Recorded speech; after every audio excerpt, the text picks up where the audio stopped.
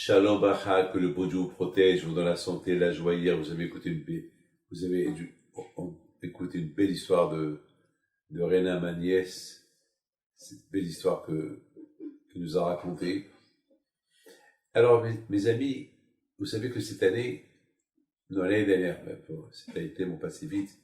L'année dernière, lorsque Sa Majesté le Roi du Maroc, il a inauguré un musée à Essaouira, donc nous étions invités pour être présents pour l'inauguration du musée. Donc le matin, on est arrivé le matin, on est parti périmer à Behim Pito à Essaouira déjà. On est arrivé en avion via Paris, et voilà, il y avait avec nous une dizaine de personnes. Une fois qu'on a pèleriné, on sort du cimetière. Et en sortant du cimetière, il y a un couple qui passe. Un couple. Ce couple-là, dès qu'ils m'ont vu, c'est un couple marocain. Et j'étais choqué. Ah, Rabbi David. Je ne les connais pas. Alors, il dit à sa femme, Aïcha, c'est le petit-fils de Rabbi Haïm Pinto. Chaque année, il vient faire la Eloula de son grand-père à Essaouira. Alors, à cette époque, il n'y avait pas le corona, il n'y avait rien du tout. C'était le début. C'était, je pense, vers le mois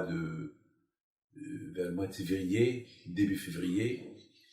Donc, le monsieur me serrait les mains, il me dit, Rabbi David, je vous en prie, faites-moi une bénédiction parce que hier soir, j'ai rêvé avec vous hier soir. C'est pas possible. Je savais pas que vous allez être là et voilà, je tombe sur vous. J'étais content. Il me dit, vous savez, j'écoute votre cours chaque matin, le cours de 5 minutes.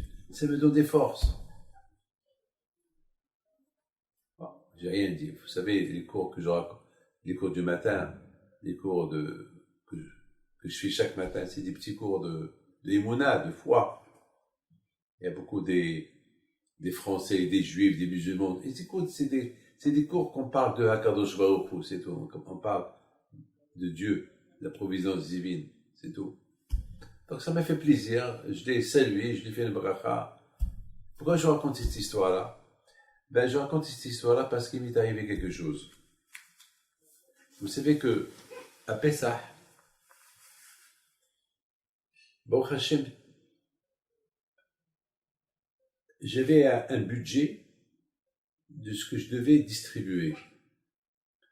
Et à un moment donné, j'ai réfléchi, j'ai dit, bon, cette année, je vais faire un peu plus de mon budget. Mais il n'y avait pas d'argent. Je dis, Dieu est grand. Vous savez, lorsqu'on veut faire du bien, Kadosh Baruch Hu, il aide. Vous savez, il faut être conscient.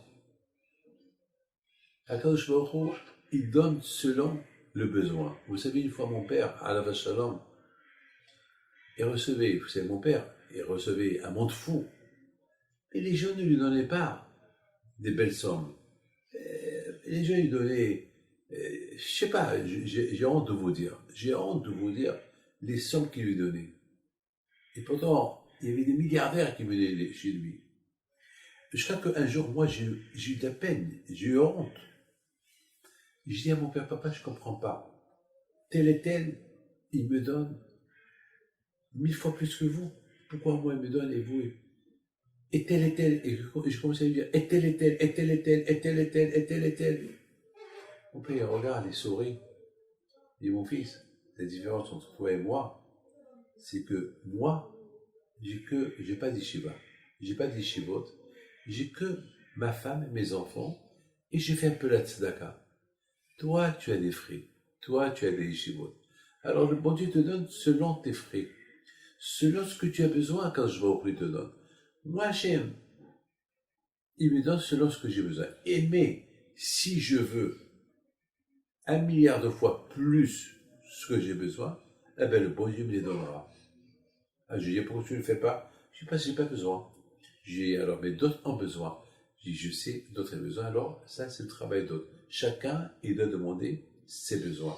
Il m'a dit, lorsque les Juifs ils étaient dans le désert, mais pendant 40 ans, ils mangeaient la manne. Et les gens, ils n'avaient pas le droit de prendre plus de ravitaillement de la manne, plus s'ils étaient 20 personnes, ils prenaient pour 20 personnes. Et s'ils sont 30, ils prennent pour 30. Mais s'ils sont que 10, ils n'ont pas le droit de prendre pour 30 personnes. Ça montre qu'ils n'ont pas l'aïmouna à la fois en Kadosh Baruch Hu. Il faut qu'ils prennent. Mais alors, je dis, papa, et si jamais ils prennent pour 20 et il y a, ils vont manger, ils ont faim, ils veulent manger plus. Il a dit, il y aura la bracha. Déjà, tu prends pour 20, après il y aura la bracha. T'inquiète pas, il y aura la bracha. Ça, c'est une leçon que j'ai appris de mon père. Dans mes amis, il avait des Pessah, j'ai dit, bon, cette année, je vais faire un peu plus. Et quand je vois où il va aider. C'est pas, quand je pense que le Baal Habayit, c'est le patron.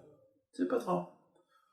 Et puis, j'ai commencé à m'engager à gauche, à droite, à gauche, à droite, à gauche, à droite.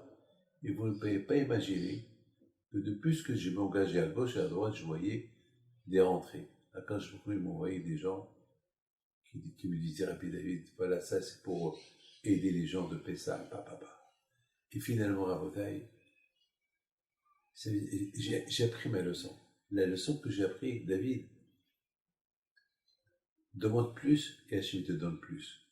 Bien sûr, il y a beaucoup de gens qui vont me dire, mais Rabbi David, mais beaucoup de fois on demande et on demande, on fait que prier. Eh bien, le fait qu'ils me disent, on fait que prier, on fait que demander, c'est qu'ils n'ont pas demandé assez. C'est bien, c'est rien que la bouche qui demande, mais c'est pas le cœur. On dit Moshe qui belle Torah mais Sinaï. Moshe il a reçu la Torah de Sinaï. Et Sinaï lui a donné la Torah. Dites-moi, on aurait dû dire Moshe il a reçu la Torah au mont Sinaï. Mais c'est pas Moshe il a reçu la Torah des mains de Sinaï. Mais Sinaï, c'est une montagne. Elle part pas, elle donne pas, c'est quoi. Mais la réponse elle est que Moshe Rabbeinu alav shalom, tellement qu'il aimait Hachem, il avait tellement l'amour à Kadosh Baruch Hu. Moshe Rabbeinu alav shalom était tellement annulé devant Kadosh Baruch Hu.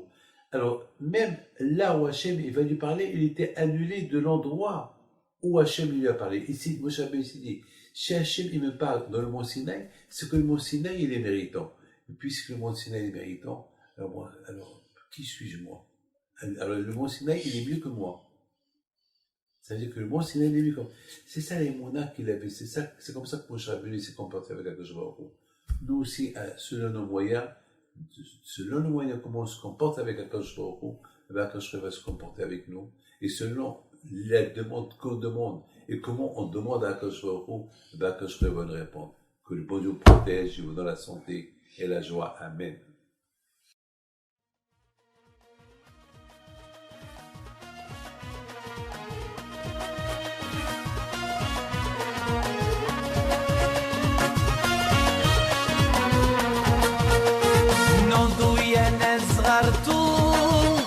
على ربي حي بنتو وقف لنا زي خوتو يا وز خوت